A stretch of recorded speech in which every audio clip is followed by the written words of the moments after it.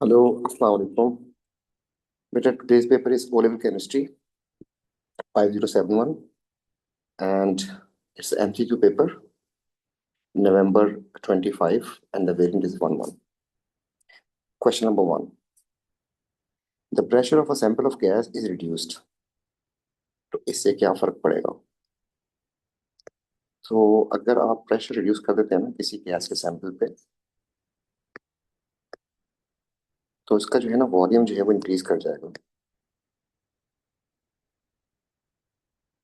Let's say we have this container and यहाँ पर ना हमने रखे हैं पार्टिकल्स, तो दिस इज मोर प्रेशर। ये पिस्टन लगा हुआ है इसके ऊपर एंड यहाँ पर जो पार्टिकल्स की अरेंजमेंट है ना, तो पार्टिकल्स यहाँ पर इस तरीके से अरेंज्ड है। तो जैसे ही आप इसका प्रेशर रिड्यूस करेंगे, तो प्रेशर रिड्यूस करते ही पार्टिकल जो है ना, नंबर वन तो दूर हो जाएंगे एक दूसरे से। ठीक है, वो स्पेस में दूर दूर हो जाएंगे and this is high pressure,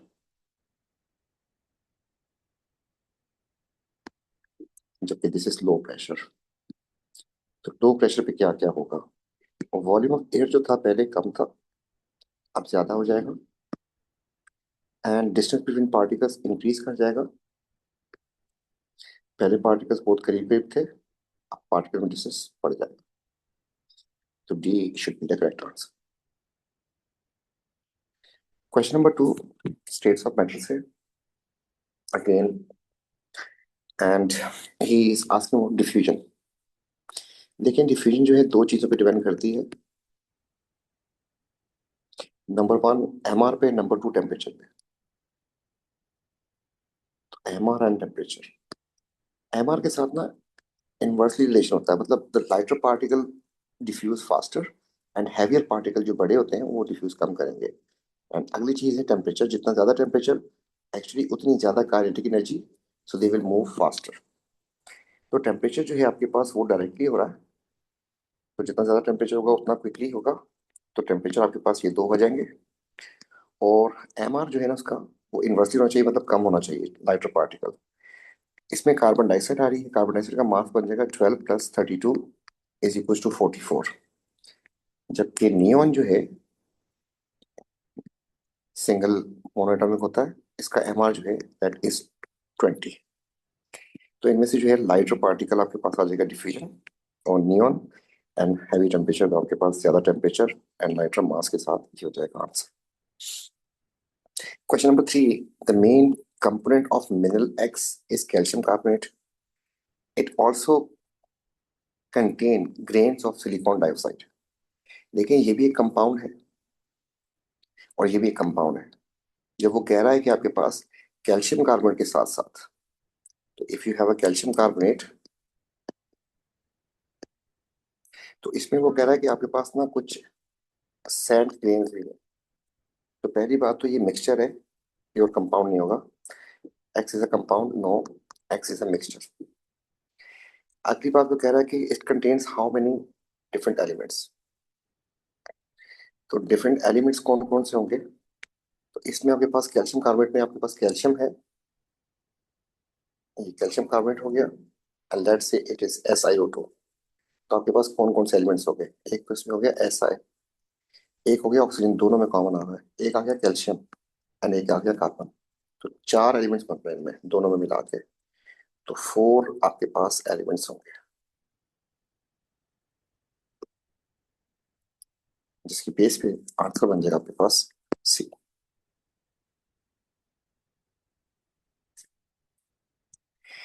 question number 4,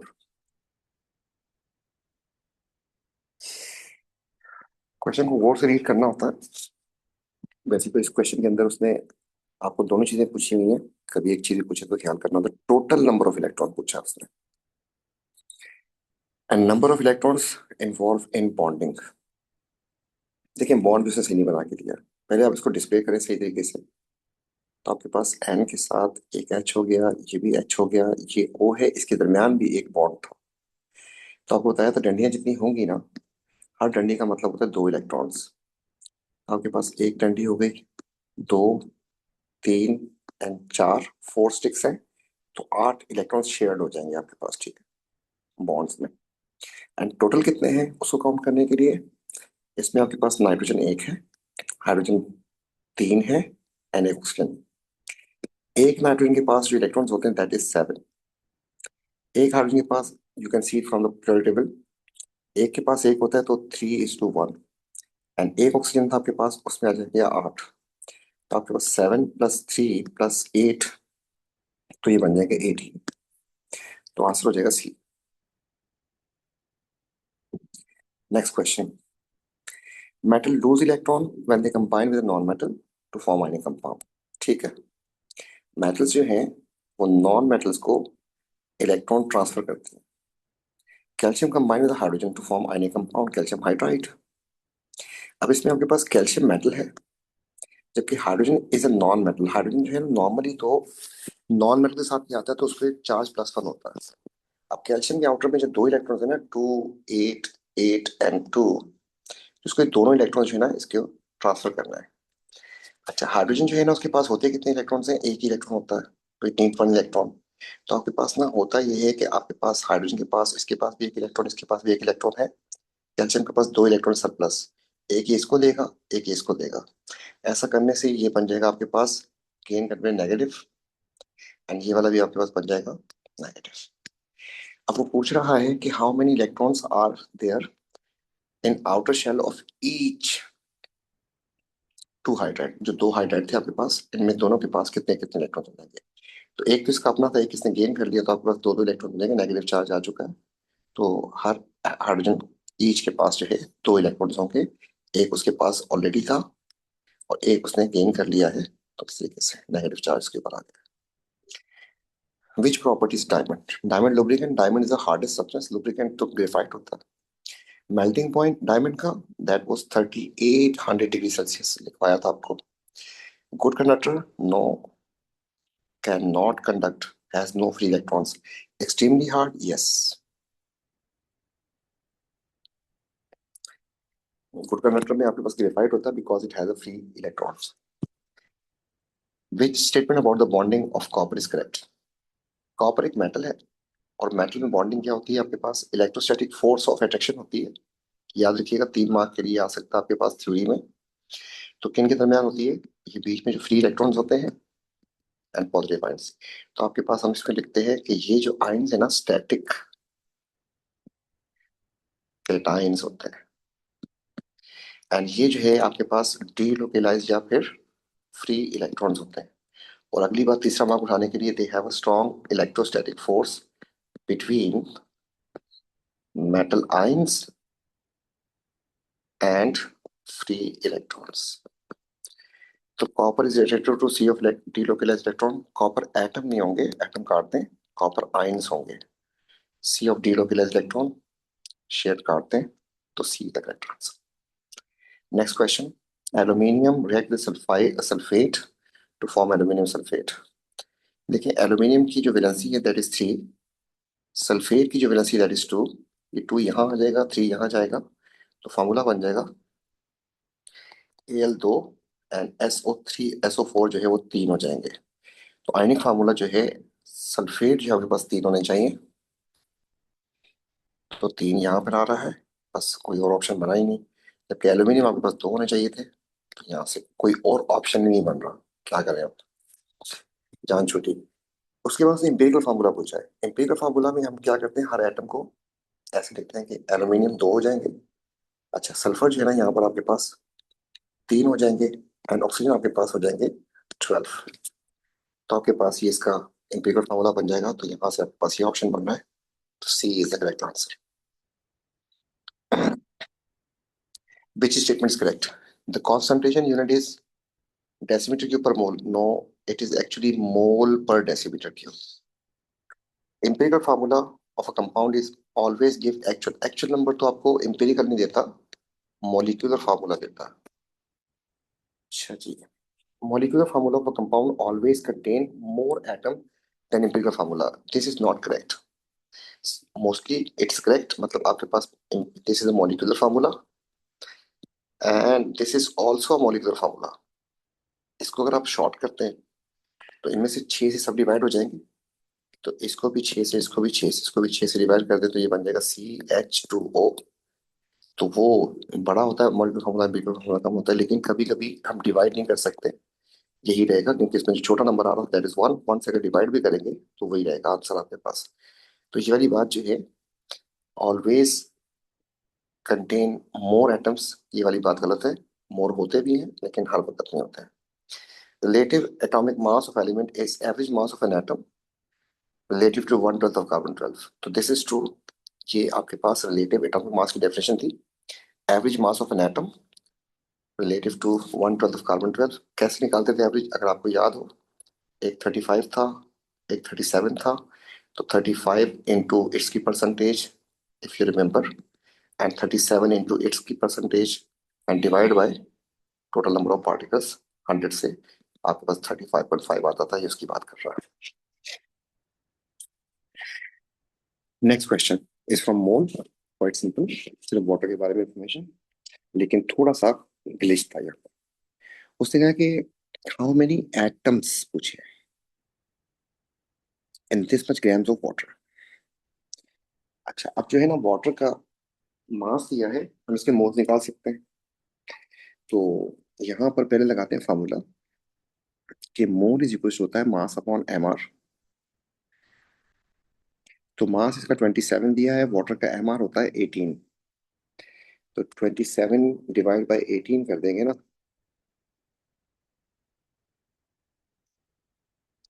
27 divide by 18, तो इसका आंसर आ रहा है हमारे पास 1.5 मोल्स। अच्छा, अब जो है ना, यहाँ पे मसला क्या है कि एक ये वाटर के मोल्स बन गए आपके पास।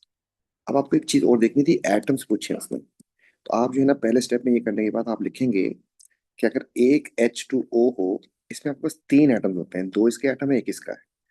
तो वन, अगर आपके पास वाटर का मोल हो तो उसमें 3 मोल्स एटम्स के होंगे। अच्छा, तो आपके पास अगर इसका आंसर आ चुका है 1.5, तो आप लिखेंगे अगर ये 1.5 हो H2O, तो वो हो जाएंगे X एटम्स। इसको जब मल्टीप्लाई करेंगे ना आप,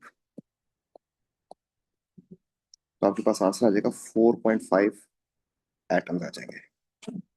अब उसने क्योंकि मोल्स नहीं, उसने पार्टिकल्स एटम पूछे हैं, तो आपको पता है कि एक नेक्स्ट स्टेप में कि 6.02 एक्सपोनेंट 23 होते हैं एक मोल में।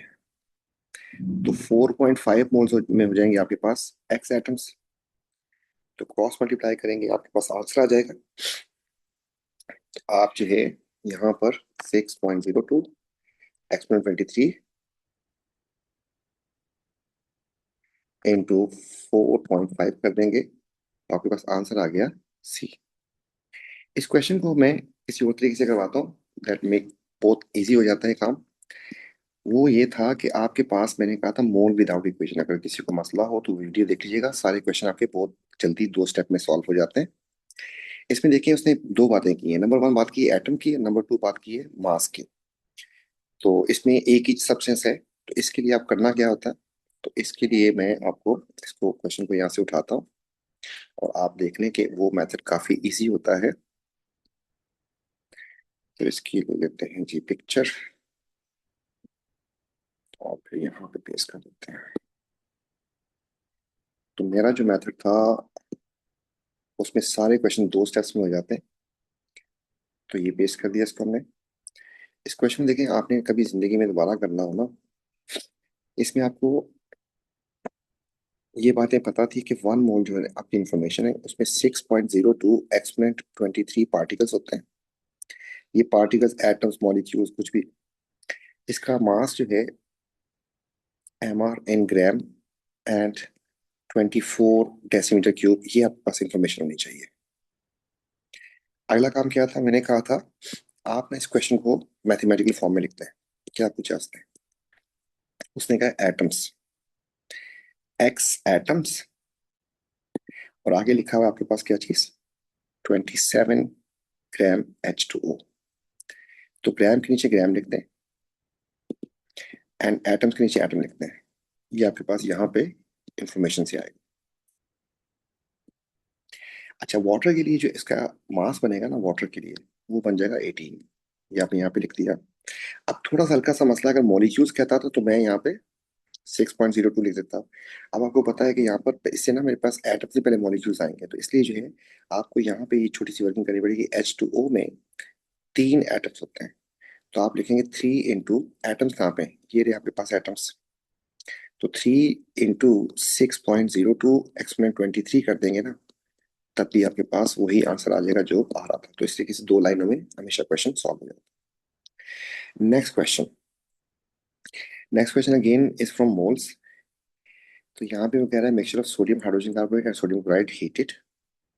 आपके सामने sodium chloride is unchanged on heating, जबकि सोडियम हाइड्रोजन कार्बोनेट डिकम्पोज हो गया।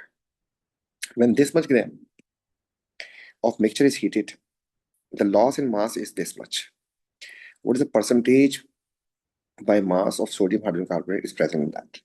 देखिए, इस बात को ध्यान में रखिएगा। मिक्सचर में आपके पास जो मिक्सचर दी थी ना उसमें, तो थोड़ा सा हल्का सा स्नीकी है।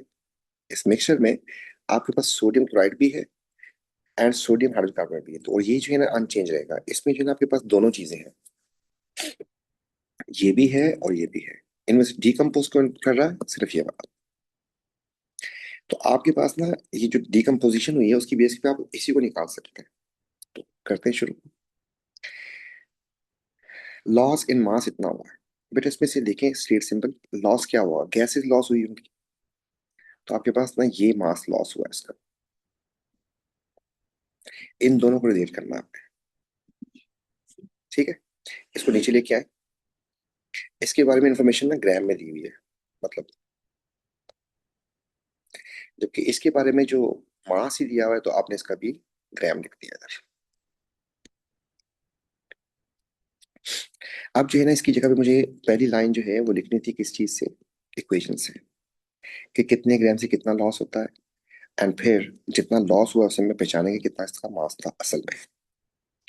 तो बेटा यहाँ से अगर मोल कहता तो 2 लिखता, मास का है तो 2 इंटू ये बन जाता है जी 61 + 23, मतलब 4 और 2 8, तो इसका 84 बनता है MR।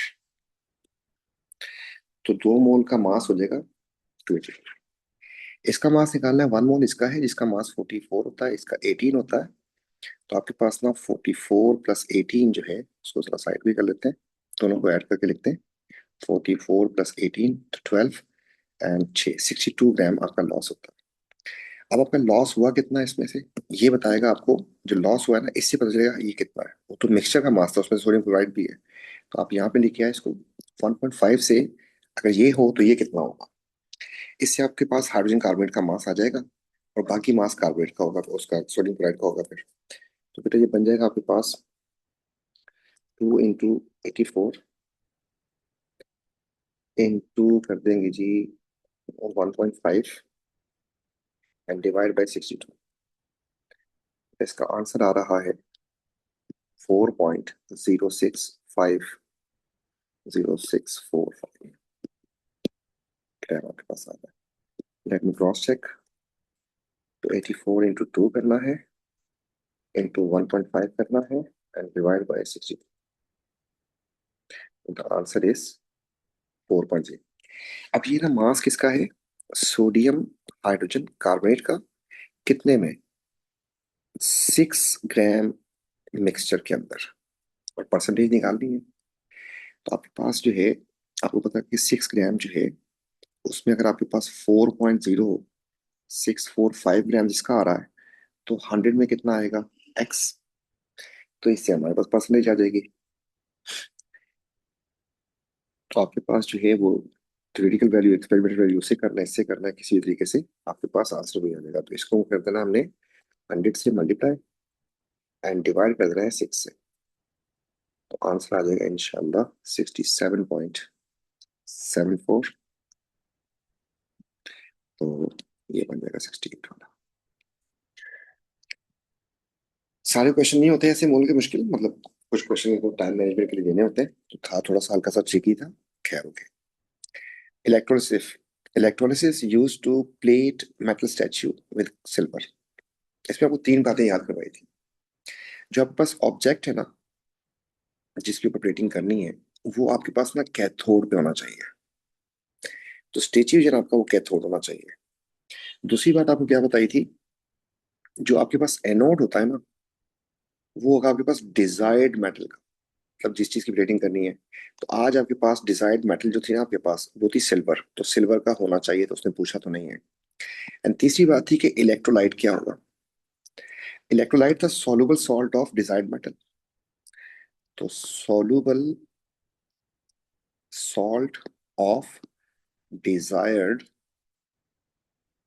मेटल, मतलब सिल्वर का कोई सॉल्युबल सॉल्ट। इनमें सिल्वर का सॉल्युबल सॉल्ट कौन सा होगा? सिल्वर ब्राइट तो इनसॉल्युबल होता है, ऑल नाइट्रेट सॉल्युबल। तो आपके पास यहां से ये आएगा, तो P should be the answer. Fuel cell से रिलेटेड, फ्यूल सेल का पर्पस क्या था? इलेक्ट्रिसिटी जनरेट करना। फ्यूल सेल से बनता क्या है? फ्यूल सेल में हाइड्रोजन एंड ऑक्सीजन रिएक्शन करते हैं, पानी बनता है और क्या होता है? तो आपके पास पानी बनता है प्रोडक्ट में। तो D is the correct answer. Next question जो है एंथैल्पी से रिलेटेड है, कुछ बॉन्ड एनर्जीज की वैल्यूज गिवन है। इसके लिए आपको फार्मूला क्या बताया था? इसके लिए क्वाइट सिंपल, आपके पास कभी भी डेल्टा एच निकालना हो, आपको फार्मूला यूज करना है, summation of bond energy of reactant minus summation of bond energy of product करना, और खत्म। तो बिफोर प्रोसीडिंग फर्दर आपको ये पता होना चाहिए, इसको तो उसने खोल के बना दिया, लेकिन ऑक्सीजन खोल के नहीं बनाया। ऑक्सीजन का मतलब होता है बेटा O2, ऐसे डबल बॉन्ड होता है। एंड वाटर की बात करें तो वाटर ना आपके पास असल में दो है, तो मैं इस तरीके से खोल के बता देता हूँ। एंड नाइट्रोजन में आपके पास ट्रिपल बॉन्ड होता है, और ये सारी बातें आपको पता है ऑलरेडी। आपको करना क्या है, इनकी बॉन्ड एनर्जी माइनस करके इनकी बॉन्ड एनर्जी कर देनी, खत्म। लेकिन एटम पहले काउंट करने हैं, इसमें कौन कौन से बॉन्ड्स हैं पहले पर आपके पास रिएक्टर में। तो डेल्टा एच आर लिखा मैंने। तो इस वाले में कौन कौन से बॉन्ड्स हैं आपके पास? एक तो इसमें एन एन का बॉन्ड है, प्लस इसमें ना एन एच वाले चार बॉन्ड है, इफ यू कैन सी, एक, दो, तीन, चार। तो आपने चार से मल्टीप्लाई कर देना है इसको। फिर ना रिएक्शन साइड पे आपके पास एक ओ ओ का बॉन्ड भी है, ये वाला। इसको आपने ऐसे लिख दिया। आगे बढ़ते हैं, माइनस का साइन लगा दिया, माइनस करना होता है बॉन्ड एनर्जी प्रोडक्ट। अब आपके पास वाटर में ना कौन सा बॉन्ड है? वाटर में आपके पास जो बॉन्ड आ रहा है ना, वो है ओ एच का या एच ओ का। और एक, दो, तीन, चार, तो दो वाटर के अंदर आपके पास चार ना ओ एच के बॉन्ड होंगे, एंड एक आपके पास एन का ट्रिपल बॉन्ड है। ये आपने कर दिया। अब इनकी वैल्यूज लेके आते हैं ऊपर से। तो यहाँ से इसको फिल करते हैं। तो बेटा आपके पास ना एन एन सिंगल बॉन्ड की जो वैल्यू है दैट इज 39, सॉरी ये नहीं है, ये है 160। फिर 4 इंटू एन एच की बॉन्ड निकल, ये नहीं है, तो 4 into 390। And oxygen oxygen double bond की वैल्यू 496। ये डब्बा क्लोज। यहाँ से आ जाते हैं ओ एच की बॉन्ड एनर्जी। तो ओ एच की बॉन्ड एनर्जी ये रही, that is 460। And N N triple bond की एनर्जी ये रही, दैट इज 944। और एक ही एटम था, एक ही बॉन्ड था। बस अब काम शुरू करते हैं। तो बेटा यहाँ से बन जाएगा आपके पास 390 इंटू 4, एंड प्लस करना 496, एंड प्लस करना 160। इसका आंसर आ रहा है बेटा 2216। जबकि वहां से आंसर आ रहा है आपके पास 460 इंटू 4 प्लस 944। तो ये आंसर आ रहा है 2784। अब जो इसको सॉल्व करेंगे, तो इसमें से माइनस कर देते हैं 2216। आपके पास आंसर आ जाएगा -568, जिसकी बेस के ऊपर आपका आंसर बन जाएगा। याद रखिएगा थ्योरी में क्वेश्चन आएगा, नेगेटिव पॉजिटिव लाजमी लगाइएगा वरना मार्क काटेगा आपका। इससे पता चला आपको कि रिएक्शन जो है एक्सो है। नेक्स्ट क्वेश्चन आपके पास रेट से रिलेटेड है। यहाँ पे उसने 3 एक्सपेरिमेंट किए। नंबर 1, इनको गोल गोल से पढ़ लीजिएगा। यहाँ पे कह रहा है कैल्शियम कार्बोनेट पाउडर यूज किया है, यहाँ पे कैल्शियम कार्बोनेट लम्स यूज किया। तो मैंने दोनों में जो फर्क आ रहा है उसको मैं हाईलाइट कर देता हूँ। एंड दोनों में ना ये चीज कॉमन है, excess of hydrochloric acid, excess of hydrochloric acid. बस इन दोनों में अमाउंट तो सेम बनेगी ना, अमाउंट सेम बनेगी। और क्योंकि सेम तो उसने यूज किया, सिर्फ जो है ना लम्स की वजह से जो है, और उसकी वजह से होगा क्या, इसका रेट जो है ना फास्ट होगा और इसका रेट जो है स्लो होगा। मतलब ये दोनों कर्व्स आपस में कॉन्साइड कर रहे होंगे। अगर तो वॉल्यूम ऑफ गैस प्लॉट करता तो आपके पास ना ऐसा होता, एक ऐसी कर्व होती है और एक ऐसी, दोनों में आपके का मिलना जरूरी था। तो आपके पास जिसका रेट ज्यादा था ये वन होता और ये टू। आज उसने क्या किया है, आज उसने ये किया है कि डिक्रीज इन मास को किया प्लॉट, तो इसी ग्राफ का इन्वर्ट हो जाएगा।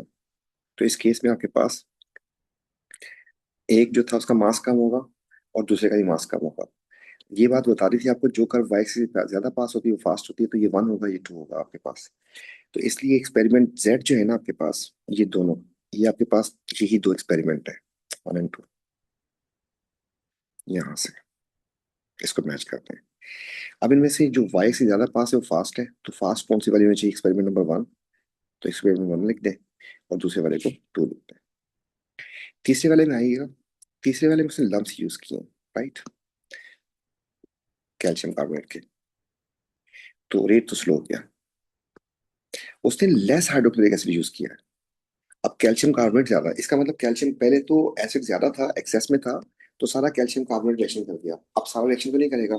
जब सारा रिएक्शन नहीं करेगा तो आपके पास ना प्रोडक्ट पूरी नहीं बनेगी। अगर ऐसा ग्राफ होता तो कम प्रोडक्ट बनेगी। ये आपको हाइट जो है ना प्रोडक्ट बताती है। और ऐसा होगा तो आपके पास ऐसा हो जाएगा, रेट भी स्लो होगा उसका और उसकी अमाउंट भी कम बनेगी। आपके पास ज्यादा डिक्रीज नहीं आएगा उसमें, कम डिक्रीज आएगा आपके पास।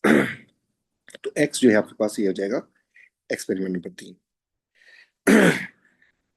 Experiment one is shown by curve x, गलत। Experiment 1 is shown by y. गलत।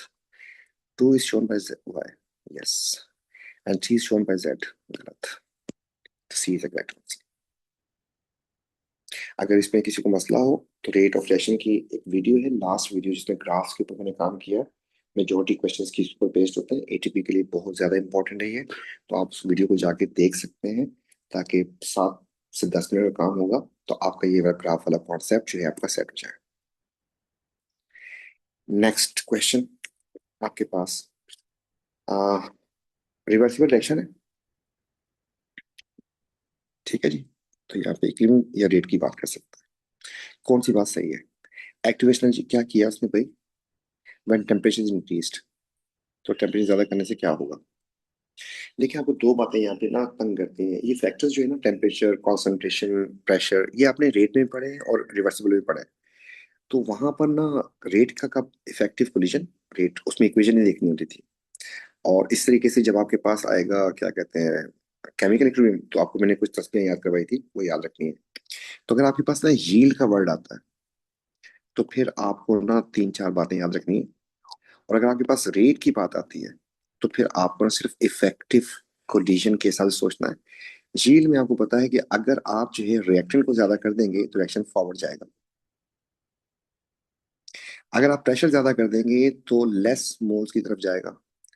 एंड अगर आप टेम्परेचर ज्यादा कर देंगे ना, टेम्परेचर ज्यादा कर देंगे तो एंडो आगे जाता है। एंड कैटलिस्ट जो है वो उसका कोई इम्पैक्ट नहीं होता, काट देते हैं। तो ये आपके पास यील्ड के लिए था। तो आपको ख्याल करना है यील्ड बोल रहा है क्या बोल रहा है। तो उसने कहा कि टेम्परेचर ज्यादा करने से एक्टिवेशन एनर्जी इंक्रीज कर जाएगी। एक्टिवेशन एनर्जी के साथ कोई और चीज पंगा करती नहीं सिवाय कैटलिस्ट के। तो उसने कैटलिस्ट, कोई उसमें तो कोई चेंज नहीं किया कैटलिस्ट में। तो ये वाली बात गलत हो जाएगी। Equilibrium shift to form more ammonia. अच्छा जी, ये इक्विलिब्रियम की बात कर रहा है। यहाँ पे टेम्परेचर से ज्यादा किया, टेम्परेचर की तस्वीर क्या थी कि अगर टेम्परेचर ज्यादा करें एंडो आगे जाता है। ये रिएक्शन पे एक्सो है, हैबल कॉन्टैक्ट के सारे रिएक्शन एक्सो होते हैं, याद रखिएगा। तो आपके पास जो है ये कह रहा है कि shift to form more ammonia, ये एक्सो है। अगर आप इसका टेम्परेचर ज्यादा कर दिए ये तो पीछे जाएगा, तो मोर अमोनिया तो नहीं बनेगी इसमें। Rate of forward reaction decreases, temperature ज्यादा करने से कभी रेट कम हो सकता है। टेम्परेचर जब भी ज्यादा किया ना आपने, तो आपकी काइनेटिक एनर्जी पार्टिकल की बढ़ जाएगी, इफेक्टिव में बढ़ जाएंगी। तो ये वाली बात गलत हो जाएगी, कभी भी रेट टेम्परेचर ज्यादा करने से कम नहीं हो सकता। Rate of eight which ammonia decompose increases, अच्छा, होगा क्या कि टेम्परेचर ज्यादा करने से आपके पास ना, टेम्परेचर ज्यादा करने से रेट आपका बढ़ेगा ना, टेम्परेचर ज्यादा, काइनेटिक ज्यादा, तो रेट आपका इंक्रीज कर जाएगा।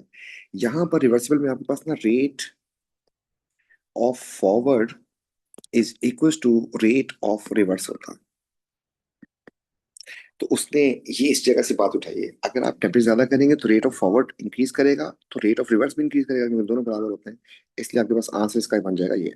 ठीक।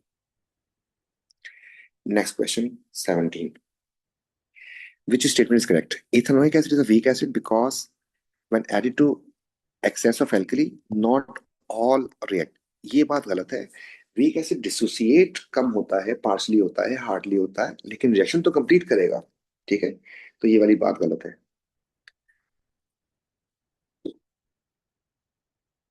Ethanoic acid is weak acid than sulphuric acid, smaller proportion of molecule dissociate into, ये वाली बात ठीक है। Hydrochloric acid is strong acid than ethanoic acid, always has a pH higher than, तो पीएच हायर तो वीक हो जाता है, तो बात गलत है। Sulphuric acid is strong acid because, strong बोला उसने, तो एवरी मॉलिक्यूल दैट डिसोसिएट मतलब ये तो पार्शियल और उसके दोनों के लिए डिप्लोमेटिक आ जाएगा, तो इसमें मतलब फुली डिसोसिएट का वर्ड यूज करना चाहिए था उसको, और फिर दो हाइड्रोजन आयन बनाता है, तो फिर बात सही होती। तो यहाँ पर ना उसने बोला कि कोई भी मॉलिक्यूल टूटेगा उससे दो बनेंगे, ये बात तो ठीक है, लेकिन स्ट्रॉन्ग एसिड को उसको बताना चाहिए था कि फुली डिसोसिएट होता, तो ये वाली बात अभी हमें इसकी वजह से काटनी पड़ेगी। Next question, some properties of solid. Dilute acid से सॉल्ट एंड वाटर बनाता है। अच्छा जी। इनसॉल्युबल पानी है, इनसॉल्युबल पानी में ना आप इसको काट दें फिर एस, ये भी सॉल्युबल होते हैं, नॉन मेटल ऑक्साइड्स। ये एसिडिक होते हैं, P2O5 हो गया, एंड ये आपके पास, तो आपको पता है फर्स्ट ग्रुप के जो ऑक्साइड कंपाउंड सॉल्युबल होते हैं, और दूसरा वाला नॉन मेटल ऑक्साइड है, ये आपके पास एसिडिक होता है, ये भी सॉल्युबल होगा। तो उसने कहा इनसॉल्युबल, तो मुझे दोनों को काटना पड़ा। उसने कहा कि सोडियम एसिड। अच्छा, एक ऑक्साइड है, यहाँ से देखें कितना आसान हो गया। एक ऑक्साइड है जो कि एसिड से भी रिएक्शन करता है एंड इससे भी रिएक्शन करता है, तो लाजमी सी बात है एम्फोटेरिक हो गया। तो एसिड और बेस दोनों से जो रिएक्शन करे उसको हम कहते हैं एम्फोटेरिक। और एम्फोटेरिक हमको कौन से याद रखने थे? अली, जैन एंड कपूर, इनकी ऑक्साइड एम्फोटेरिक होते हैं। तो आपके पास यहाँ से एल्यूमिनियम ऑक्साइड आंसर हो जाएगा। Two compound dissolve separately in water, the two solution mix together, no observation. दो कंपाउंड इनको मिक्स किया, कोई ऑब्जर्वेशन नहीं आई, वो कौन हो सकता है? जब आपके पास ऐसा कोई केस आ जाए ना, आप इनके आयन को चेंज कर दिया करें। तो डबल डिस्प्लेसमेंट कर दें, ये लिखा हुआ है सोडियम क्लोराइड, ये लिखा हुआ है सोडियम क्लोराइड, ये लिखा हुआ है सोडियम सल्फेट, और ये लिखा हुआ है सोडियम सल्फेट। मैं फार्मूला सेट नहीं कर रहा, बस आयन बता रहा हूँ। यहाँ पर आते हैं, आपके पास लिखा है बेरियम नाइट्रेट, फिर आपके पास लेड नाइट्रेट है, फिर आपके पास बेरियम क्लोराइड है, और फिर आपके पास लेड नाइट्रेट, लेड क्लोराइड। आपने क्या करना है कि आयन को एक्सचेंज कर देना है। यहाँ से मतलब सोडियम को कॉपी कर रहा हूँ मैं, यहाँ ले जा रहा हूँ, इसके केटायन के साथ मैं इनके एनाइंस लगा लेते हैं। नंबर वन, यहाँ पे देखें कोई पीपीटी बनने के नहीं। फिर आपने क्या करना है, इनके एनाइंस को उठा लें और इन केटायंस को लेके आ जाए। अब आ जाए, वो कह रहा है कि चेंज नहीं आया। अब आपके पास ना सॉल्बिलिटी रूल वाली बात आ गई यहाँ पे। देखिए, जहां पे ना ना ना एन एन एन आ जाए वो तो पक्के सॉल्युबल होता है, ये तो सॉल्युबल है सारे। यहाँ पर आपके पास ना सॉल्बिलिटी रूल आएंगे।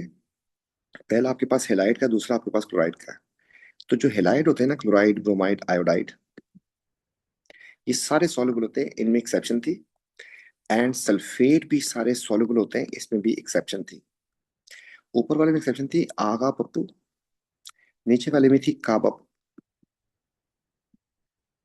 ठीक है जी।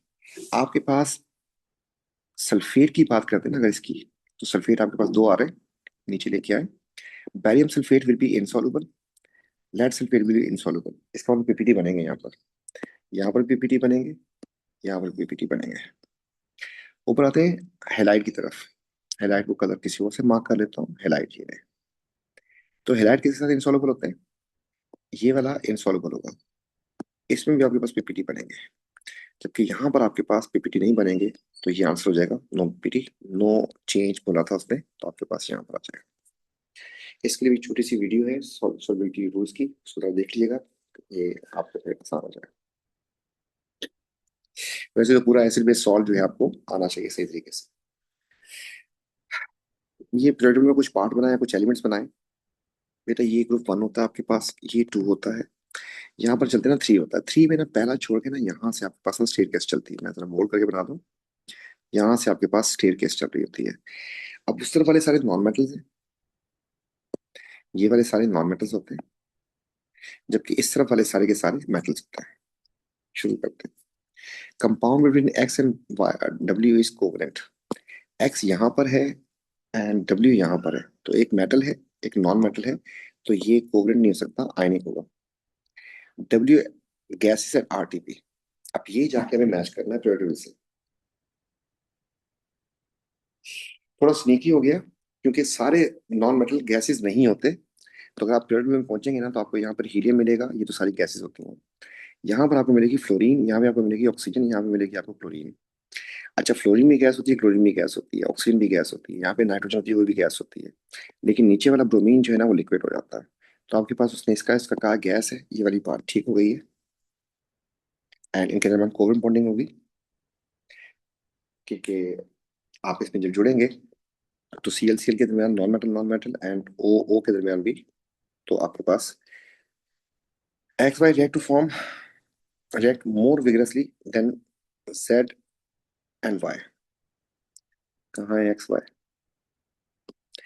X and Y, और दूसरा कौन सा बोला उसने? Z and Y। तो नीचे की तरफ रिएक्टिविटी बढ़ रही होती है, इट्स मोर रिएक्टिव, इसका रिएक्शन विगरस होना चाहिए था। देन गलत हो गया ये वाली बात भी। And X Z both have outer shell electrons, 2 outer electron.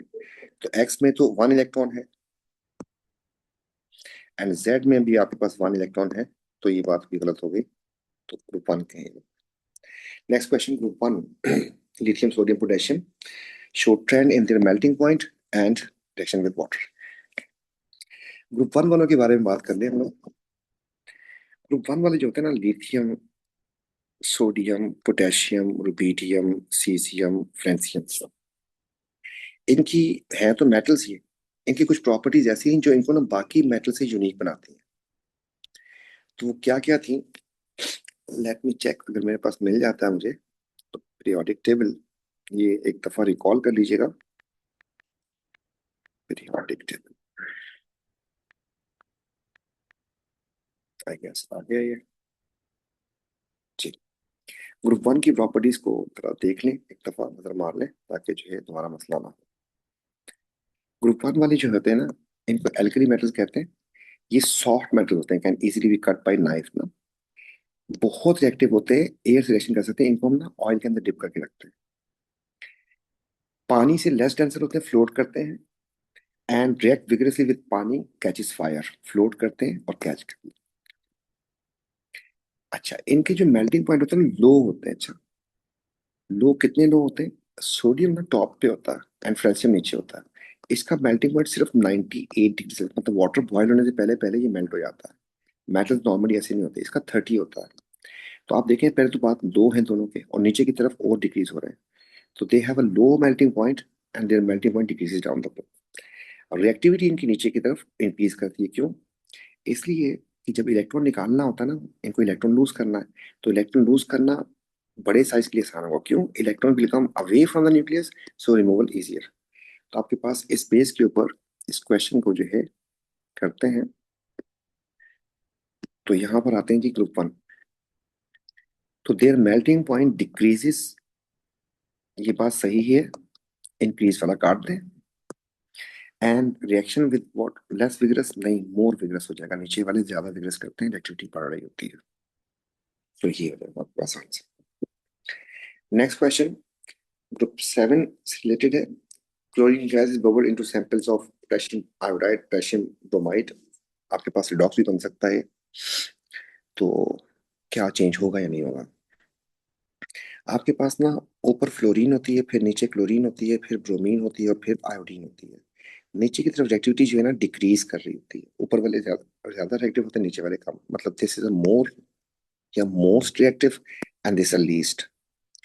आपके पास उस साल में पूछना चाह रहे हैं डिस्प्लेसमेंट होगा या नहीं होगा। आपके पास एक सोल्यूशन था पोटेशियम आयोडाइड का, जबकि दूसरा सोल्यूशन है पोटेशियम ब्रोमाइड का, और आपने इसमें से किसको पास किया, क्लोरीन को। तो क्लोरीन जो है ना दोनों से ज्यादा रिएक्टिव है, इसको भी डिस्प्लेस कर देगी एंड इसको भी डिस्प्लेस कर देगी। जब डिस्प्लेस कर देगी तो बनेगा क्या, तो जो पोटेशियम था ना उसके पास दोनों केसेस में सीएल आगे लग जाएगा, जबकि पहले केस में आपके पास बन जाएगी आयोडीन। आयोडीन जो है ना एक्वस बनेगी, उसका कलर होता है, एक्वस लिखा है ना, आयोडीन बनेगी तो इसका कलर ब्राउन होगा। एंड यहाँ पर आपके पास ब्रोमीन बनेगी, उसका कलर जो है रेडिश ब्राउन होगा। अब आपको कुछ मसला आ रहा होगा आयोडीन का, आयोडीन जब सॉलिड हो तो ब्लैक होता है, राइट। जब आयोडीन आपके पास गैस में हो तो पर्पल होता है, गैस तो पर्पल वॉयलेट, एंड एक्वस हो तो आयोडीन होता है, ब्राउन सोच होगा उसका। तो दोनों में कलर चेंज आएगा आपके पास। तो आपके पास जो है, ये भी आपको रिकॉल करवा दिया, तो उसने कहा कि यस ऑब्जर्वेशन आएगी, कलर चेंज आएगा, यहाँ पर भी आएगा आपके पास, तो A is the correct answer. Again group 7 से रिलेटेड क्वेश्चन। ग्रुप 7 के बारे में भी बात कर लेते हैं, बता देते हैं आपको। ग्रुप 7 को दिखा देता हूँ आपको ग्रुप 7 के क्या हालात है। ग्रुप 7 वाले जो है ना, ये है आपके पास। पहली बात, इनके नाम में देखें इन इन इन जब आएगा इसका मतलब होता है हम एलिमेंट की बात कर रहे हैं, और अगर आई डी ई आ जाए ना, आई डी ई, इसका मतलब we are talking about this. तो पहली बात ये है आपके पास ना, ये दोनों गैसेस होती हैं, ये आपके पास लिक्विड होता है जबकि ये आपके पास सॉलिड होता है। तो ऊपर से नीचे की तरफ देखें तो इनके ना मेल्टिंग पॉइंट ना बॉइलिंग पॉइंट नीचे की तरफ इंक्रीज कर रहे हैं, गैस गैस लिक्विड सॉलिड, तो इंक्रीज करते हैं मेल्टिंग पॉइंट। सारे के सारे नॉन मेटल्स हैं। अच्छा, जब ये एलिमेंट की फॉर्म में होते हैं, इनके कलर होते हैं, एंड जब इनके कंपाउंड्स होते हैं ना, जैसे सोडियम क्लोराइड वगैरह, उनके कलर नहीं होते। अच्छा, कंपाउंड के कलर नहीं होते, एलिमेंट कलर होते हैं। ये ट्रांजिशन के साथ बिल्कुल उल्टा है, ट्रांजिशन के कंपाउंड कलर होते हैं, एलिमेंट में। अच्छा जी, अब जो है इनकी कुछ प्रॉपर्टीज की बात करते हैं, तो डायटोमिक फॉर्म एग्जिस्ट करते हैं, हेलोजन कहते हैं इनको, कलर्ड होते हैं, और कलर इंटेंसिटी नीचे की तरफ डिक्रीज कर इंक्रीज करती है, तो नीचे की तरफ देखिए कलर डार्कर होता जा रहा है।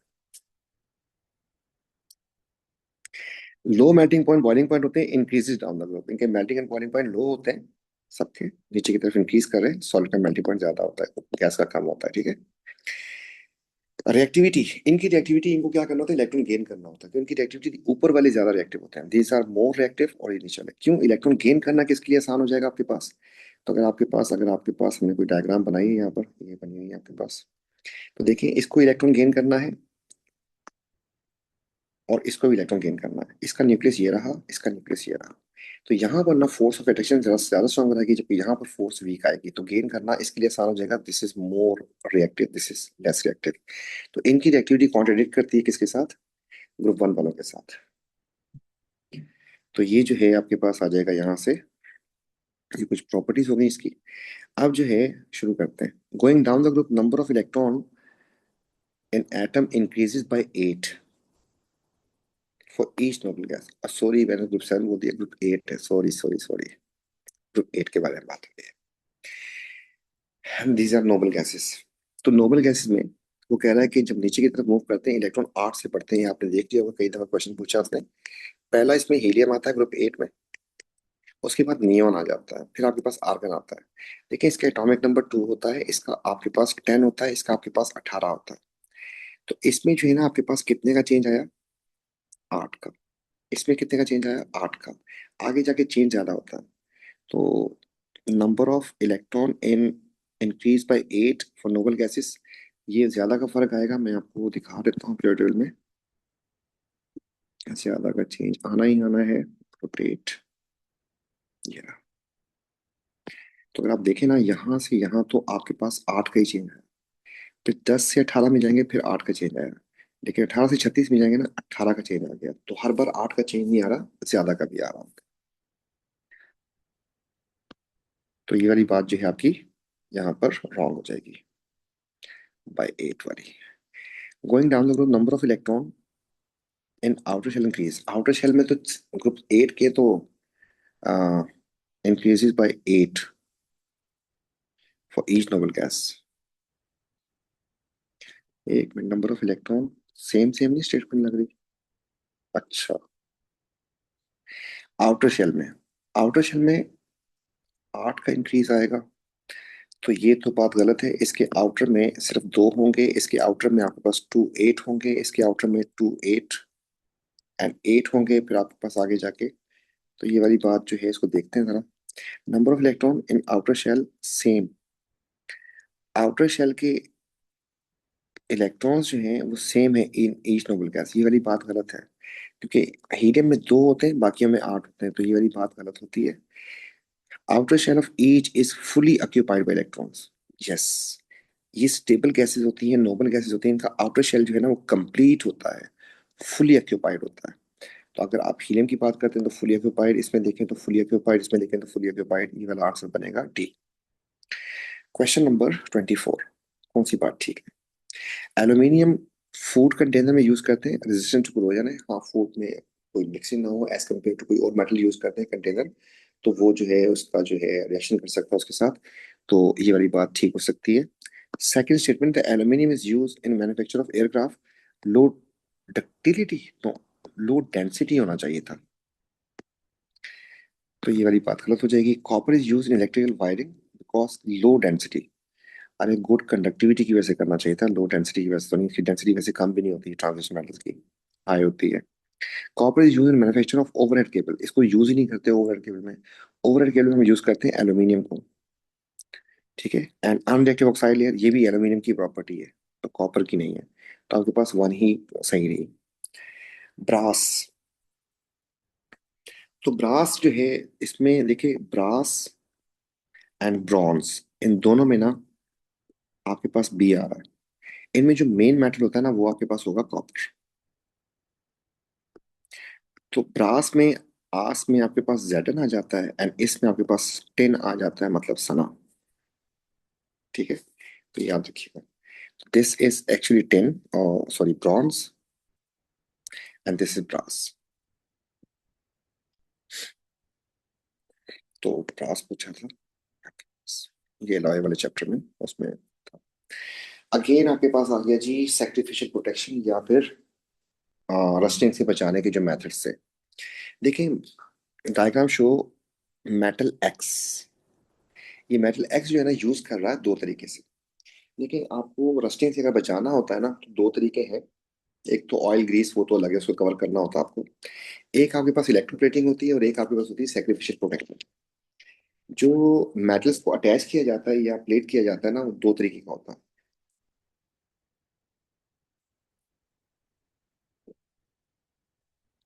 इसमें देखें अटैच किया हुआ है, अटैच, क्योंकि आप देखें इसकी ये वाली सरफेस तो एक्सपोज्ड है ना मेटल की। तो यहाँ पर थोड़ा साफ करके लेते हैं कि हमने यहाँ पर एक्चुअली अटैच किया हुआ है, यहाँ पर ना हमने कोट किया हुआ है, कोटिंग की हुई है, क्योंकि इसकी सरफेस देखें एक्सपोज नहीं है, ठीक है। तो यहाँ से सरफेस जो है एक्सपोज्ड नहीं है, यहाँ से एक्सपोज थी। अच्छा, कोट किससे करते हैं? और कोट करते हैं लेस रिएक्टिव से, ताकि वो खुद भी रिएक्शन ना करे, आर्गन को भी बचाए। एंड अटैच किसको करते हैं हम लोग? मोर रिएक्टिव करते हैं, आयरन से मोर रिएक्टिव को, ताकि वो जो है सेक्रिफिशियली, बजाय उसके कि आयरन पे जो अटैक उसको इलेक्ट्रॉन वो प्रोवाइड करता रहे और खुद सेक्रीफाई कर जाए। यहाँ पर वो कह रहा है सेम एलिमेंट, सेम मेटल जो है ना, ये दोनों काम कर रहा है। तो यहाँ पर इसको देखना है क्या ये लेस रिएक्टिव हो सकता है? अगर तो लेस रिएक्टिव को आप अटैच कर देंगे तो जा नहीं सकता, फिर लेस रिएक्टिव नहीं हो सकता। लेस रिएक्टिव ना इस मेथड से नहीं बचा सकता। तो सर उसमें बचा सकता है, हाँ उसमें बचा सकता है, अगर लेस रिएक्टिव भी है तभी तो उसने कवर तो किया हुआ है ना। अच्छा, प्रोटॉन नंबर का ऐसी वैसे कोई लिंक नहीं होता, तो फिर भी आपको बता देता हूँ। असल में ना ये जो अटैच और दोनों काम किए जाते हैं ना, ये आपके पास सिलेबस में तो नहीं कहीं पे, लेकिन ये जिंक होता है। जिंक की प्लेटिंग भी की जाती है, इसको प्लेट भी करते हैं, मतलब कोट भी करते हैं, एंड इसको अटैच भी करते हैं सेक्रिफिशियल प्रोटेक्शन के लिए, दोनों काम कर जाता है। अच्छा जी, पहली बात तो जिंक आपको बता दिया। दूसरी बात, अगर हमने ऐसे कहें तो हमने कहा कि इस वाले में लेस रिएक्टिव को नहीं बचाएगा ना इस केस को। और अगली बात जो है ना, प्रोटॉन नंबर की बात करते हैं, तो आपके पास ना चलते हैं तो सोडियम मिस्टर अली जैन आरिफ अब्दुल। ये देखें आयरन, फिर कॉपर आएगा, फिर सिल्वर आएगा, और फिर प्लैटिनम गोल्ड आएगा। तो अगर इसको प्लेटिंग करनी होती है तो हम इनको करते हैं प्लेटिंग के लिए, लेस रिएक्टिव। और अगर आपने वो करना होता है, क्या कहते हैं, अटैच करना होता है, तो अटैच करते हैं इनको। सर वो टॉप वाले क्यों नहीं करते? टॉप वाले इतने रिएक्टिव होते हैं और एयर से रिएक्शन कर जाते हैं। तो ये आपके पास आते हैं, यूज करते हैं सैक्रिफिशियल प्रोटेक्शन के लिए। तो आपके पास जिंक जो है ना, दोनों काम करता है। तो इसका अगर प्रोटॉन नंबर देखा जाए ना, इसका तो प्रोटॉन नंबर की बात करें, इसका होता है कितना, 26। तो जिंक का जो है इससे ज्यादा होता है। ठीक है। तो दूसरी बात, एल्यूमिनियम भी अटैच कर सकते हैं, मैग्नीशियम भी अटैच कर सकते हैं। इसका मतलब मैं लिख देता हूँ, जिंक का होता है 30 और मैग्नीशियम होता है 24। तो इस बात से तो रेलिवेंसी नहीं बनती ना कि ये जो है प्रोटॉन नंबर भी डिपेंड करता है। तो प्रोटॉन नंबर भी डिपेंड नहीं करना चाहिए इसको। तो आपके पास जो है डी आंसर बन जाएगा इसका। Next question, aluminium extracted from aluminium oxide electrolysis, material use for electrodes. बेटा दोनों इलेक्ट्रोड इसमें आपके पास ना ग्रेफाइट के बने होते हैं, ग्रेफाइट के। और ग्रेफाइट का मतलब होता है कार्बन। इसके बाद आपके पास आते हैं जी, which substance use to remove smell from water. पानी में से तीन काम करने होते हैं आपको। अगर तो, खैर यहाँ पे लिखा हुआ प्यूरिफिकेशन ऑफ वाटर में, याद रखिएगा, वाटर में आपको तीन चीजें रिमूव करनी होती है। नंबर वन, अगर आपके पास इनसॉल्युबल पार्टिकल्स है ना, सस्पेंडेड इनसॉल्युबल पार्टिकल्स। दूसरा आपके पास है ऑर्गेनिक मैटर। एंड तीसरा आपके पास है बैक्टीरिया। तो इनसॉल्युबल को रिमूव करने के लिए हम यूज करते हैं सैंड फिल्टर। सैंड फिल्टर ये काम करता है। ये काम करता है कार्बन फिल्टर, जिससे आपके पास ना टेस्ट एंड स्मेल जो है दोनों इंप्रूव हो जाता है। एंड इसको किल करने के लिए क्लोरीन इसमें डालते हैं, तो याद रखिएगा। तो आपके पास इसमें आपके पास आ जाएगा कार्बन।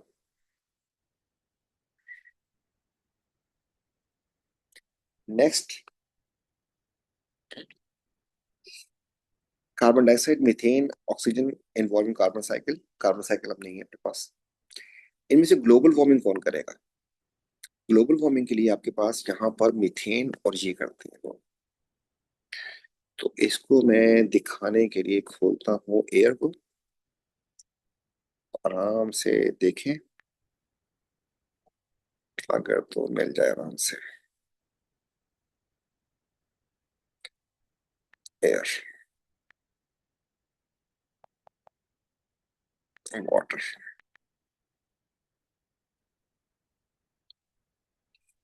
तो बेटा आपके पास ये गैसेस हैं, पोल्यूटेंट्स।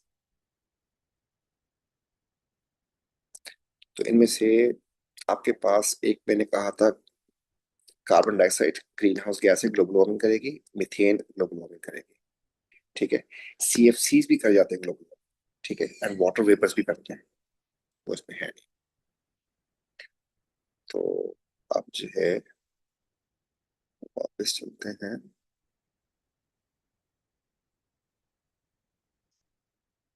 तो यहाँ पर आपके पास आ जाएगी carbon dioxide, methane, carbon dioxide और methane. Next, how many structural isomers of this are possible. तो पहले आप इसको बता लें। आइसोमर बनाने का पहला रूल ये था कि पहला आइसोमर आप बनाएंगे कैसे, स्ट्रेट चेन में रखें चार कार्बन को, और जिसका फंक्शनल ग्रुप है ना उसको पोजीशन नंबर वन पे लगा दें। इधर लगा दिया आपने। इसका मैं कलर चेंज कर देता हूँ ताकि आपको नजर आए। एक आइसोमर ये हो गया। इसका नाम बताए, क्या नाम इसका है? One chlorobutane. One chlorobutane. Rule number two ये था कि आप ना इसको फंक्शनल को चेंज करते जाए और नए आइसोमर बनाते जाए। इसको उठा के अभी यहाँ लिखे आ जाए। इसका नाम हो जाएगा टू क्लोरोब्यूटेन, क्योंकि इसमें कार्बन नंबर टू पे आगे लग गया। तो ये लिखते हैं 2। अब जो है अगर इसको मैं फर्दर आगे मूव करवाता तो आपके पास ना गिनती यहाँ से स्टार्ट हो जाएगी। तो ये वाली बात भी आपको यहाँ पे रिकॉल करवा दूं। इसमें गिनती वहां से स्टार्ट होती है नंबरिंग इस कार्बन चेन पे जहां पर फंक्शन ग्रुप नजदीक आ रहा। तो इसमें आपके पास 1 यहाँ पर आएगा, फिर 2 3 4, इसलिए इसका नाम 1 क्लोरो था। यहाँ पे यहाँ से नजदीक आ रहा है तो 1 2 3 एंड 4, तो ये हो जाएगा 2 क्लोरो। और अगर आप इसके साथ छेड़खानी करते हैं, एक और मूवमेंट करवाते हैं इसकी, तो ऐसा करेंगे ना जैसे आप इसको लगा के इधर लगा देंगे, तो फिर बेटा गिनती ना आपकी रिवर्स में स्टार्ट होगी उस तरफ से, वहां से ये नजदीक आ रहा है। तो इस केस में आपके पास अगेन ये बन जाएगा 1 2 3 एंड 4। तो ये वही वाला कंपाउंड हो गया। तो इसका मतलब इसकी मूवमेंट से अभी फायदा नहीं होगा। अगला रूल ये था कि कार्बन चेन आपके पास 4 की थी, आप 3 की कर दें। तो पहले अगर आपके पास 4 की चेन थी, अब आप 3 की कर दें। और वो जो कार्बन आपने कट किया है ना, उसको आपने इन दोनों जगहों पे नहीं लगाना टर्मिनल पे। अगर इधर लगाएंगे कार्बन तो वो 4 की हो जाएगी, फिर या इधर लगाएंगे फिर भी 4 की हो जाएगी, चाहे इधर लगा दें 4 की हो जाएगी चेन, ठीक है। तो आपने उस कार्बन जो कट किया था उसको बीच में लगा, यहाँ लगा दिया। अब इसमें एक क्लोरीन लगाना है आपको जो उसने दिया हुआ है। तो एक तो मैंने क्लोरीन यहाँ पे लगा दिया। इसमें लंबी चेन बेटा बन गई है आपके पास 3 की ना, और 3 कार्बन की चेन, इसका नाम हो जाएगा, गिनती यहाँ से स्टार्ट होगी 1 2 3, और इसका नाम हो जाएगा 1 क्लोरो 2 मिथाइल, मिथाइल इसको कहते हैं CH3 जो लगा हुआ है, एंड प्रोपेन। अब क्या करें, फिर इसकी चेंज करें पोजीशन। देखें ब्रांच की पोजीशन चेंज नहीं कर सकते, वो सेकंड वाले भी आएगी। ये कर सकता है, इसको उठा के यहाँ पे लेके आ जाओ। इसका नाम हो जाएगा आपके पास अब 2 क्लोरो 2 मिथाइल प्रोपेन। इसका नाम हो जाएगा आपके पास 2 क्लोरो 2 मिथाइल प्रोपेन। और अगर इसको मैं यहाँ पे लेके जाता हूँ तो फायदा कुछ नहीं होगा, फिर इसका नाम 1 क्लोरो ही बन जाएगा इधर आने में। तो इधर मूव करने का फायदा नहीं होगा। तो आपके पास ना इसके जो आइसोमर बन गए हैं, एक हो गया ये वाला 1 क्लोरो, एक हो गया आपके पास 2 क्लोरो, एक हो गया आपके पास 1 क्लोरो 2 मिथाइल, और एक हो गया 2 क्लोरो 2 मिथाइल। ठीक है। अब कुछ बच्चों के जेहन में ख्याल आएगा कि सर अगर आप यहाँ पर लगा लेते उसको Cl को, मैंने कहाँ पर बोला, यहाँ पर।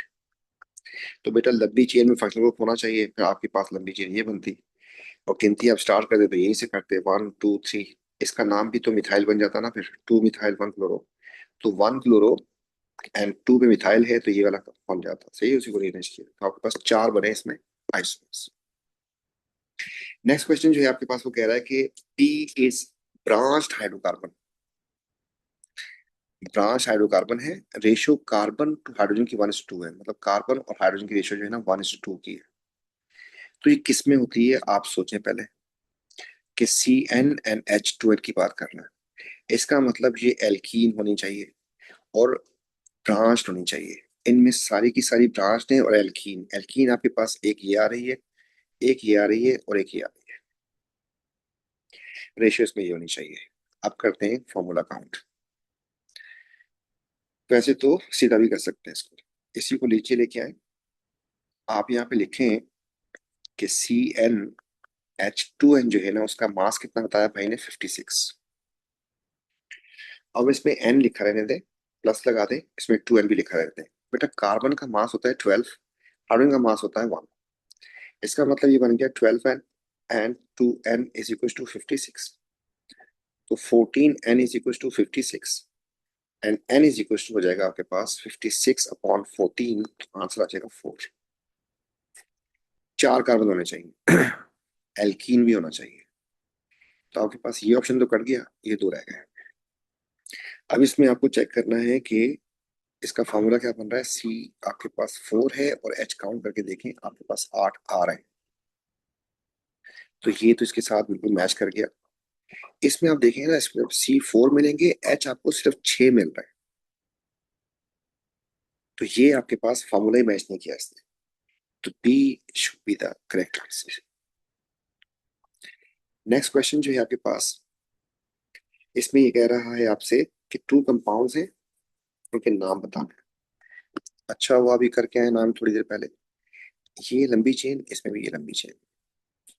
इसमें गिनती स्टार्ट होगी बेटा इस कार्बन से 1 2 3 4, इसका नाम है 2 ब्यूटीन। ब्यूटीन है और 2 कार्बन नंबर 1 पे लगा हुआ, सॉरी, तो 1 ब्यूटीन हो जाएगा ये। तो ब्यूट 1 इन, कार्बन नंबर 1 पे डबल बॉन्ड आ रहा है, ये काट दें। इसमें अगर आप गिनती स्टार्ट करें तो आपको जहां से OH नजदीक आ रहा है वहीं से करनी होगी। तो आपके पास ना यहाँ से या यहाँ से एक ही बात है। तो आपके पास कार्बन नंबर 1 हो गया, 2 हो गया, 3। तो इसका नाम हो जाएगा 2 प्रोपेनॉल। 2 के ऊपर ना आपके पास OH आ रहा है, तो 2 प्रोपेनॉल आपके पास हो जाएगा इसका आंसर। तो यहाँ से आंसर बन जाएगा बी। इथेन का रिएक्शन है क्लोरीन से, आपको बताया था कॉन्सेप्ट क्या होता है कि जितने H हटेंगे उतने Cl आगे लगेंगे। और प्रोडक्ट में आपके पास ना वो जो Cl हटता था वो बता देता हूँ एक दफा दोबारा। लेट से मेरे पास ये H था, कि H और ये H और ये H, इस रिएक्शन में ना सब्स्टिट्यूशन होती थी, ये क्लोरीन आता था, ये दोनों मिलके सबसे पहले निकल जाते थे। तो क्या बनेगा, HCl लाजमी बनेगा, और ये Cl इसकी जगह पे आगे लग जाता था, ये कॉन्सेप्ट था। तो जितने हाइड्रोजन हटेंगे उतने Cl लगेंगे और साथ प्रोडक्ट बनेगा HCl। तो HCl तो प्रोडक्ट में होना चाहिए, ये काटते हैं दोनों।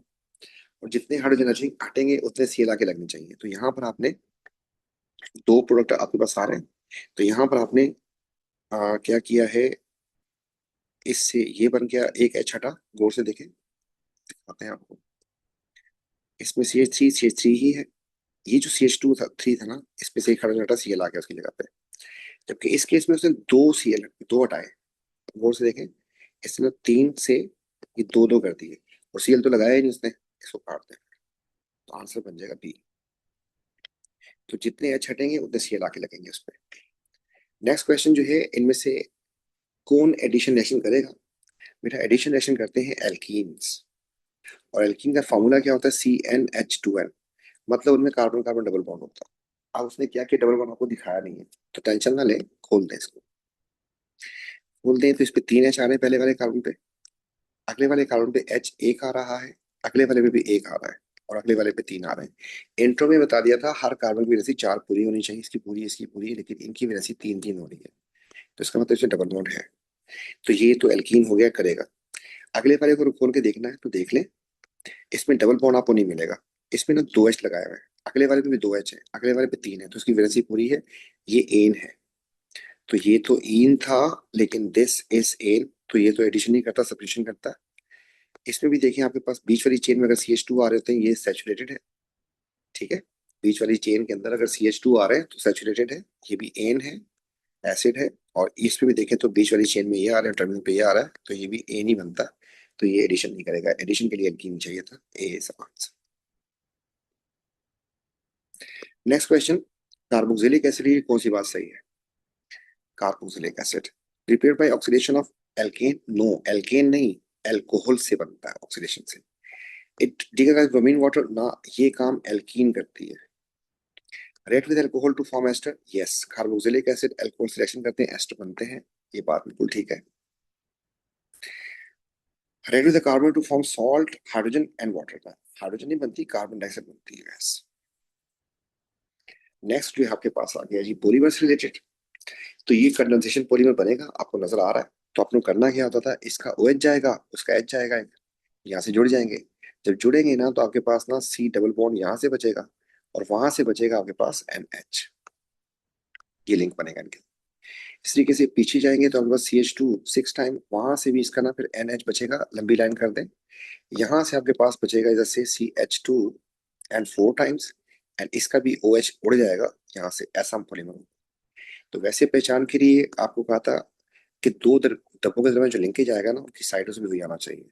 तो आप देखें कि इसमें CONH का लिंकेज आना चाहिए ना, पहली बात ये लिंकेज आना चाहिए। तो आपके पास CONH का लिंकेज कहाँ कहाँ पे आ रहा है, मैं मतलब पूरा बता रहा हूँ। एक यहाँ पर आ रहा है, वैसे तो मेरे ख्याल में उधर से देख के तो आराम से पहचान जाओगे। देखिए इसका ये वाला पार्ट बचना चाहिए था, जबकि इसका जो है आपके पास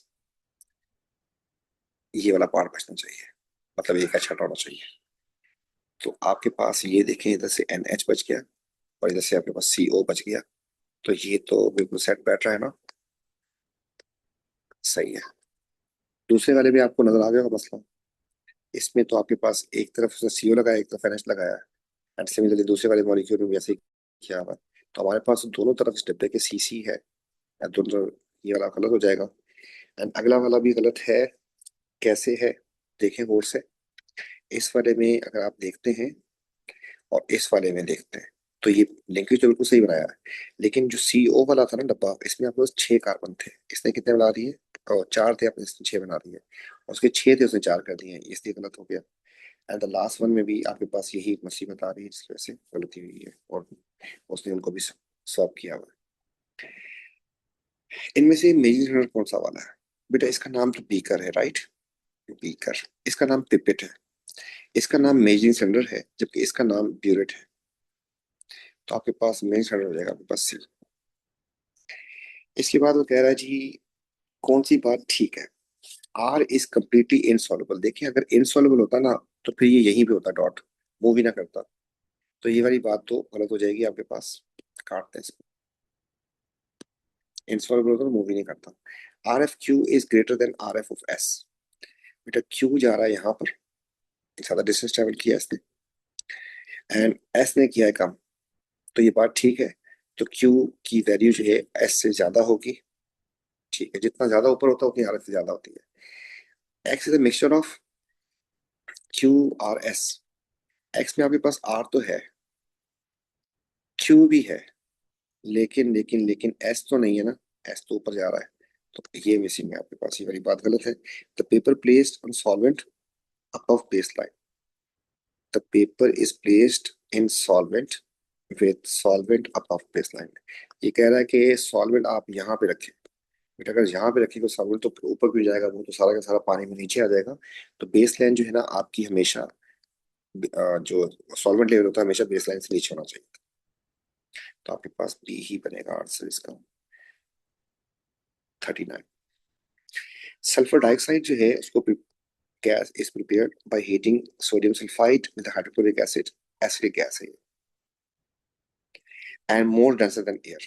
बेटा मोर डेंसर की कलेक्शन तो आपके पास इस तरीके से नहीं हो सकती, या तो ऐसी होगी या ऐसी होगी या ऐसी होगी। ये जो है ना मैंने सिर्फ इस बात को फोकस किया है, मोर डेंसर देन एयर की वजह से आपके पास या तो ये वाला ऑप्शन बनेगा, या फिर ये वाला बनेगा, या फिर ये वाला बनेगा। अगली बात एसिडिक गैस है। देखिए अगर एसिडिक गैस है ना तो आप उसको कैल्शियम ऑक्साइड से पास नहीं कर सकते।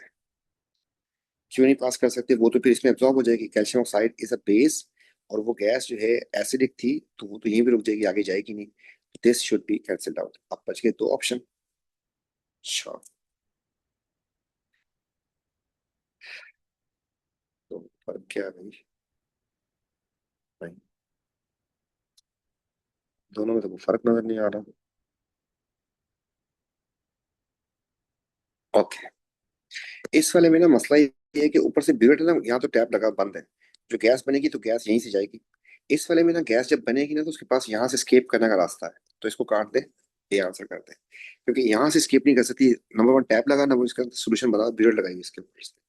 तो गैस जो है उसके पास रास्ता सिर्फ ये वाला बचेगा, जबकि इसमें आपके पास ये वाला रास्ता भी होगा, ये वाला भी, तो गैस स्केप कर जाएगी, सारी उसमें जाएगी नहीं।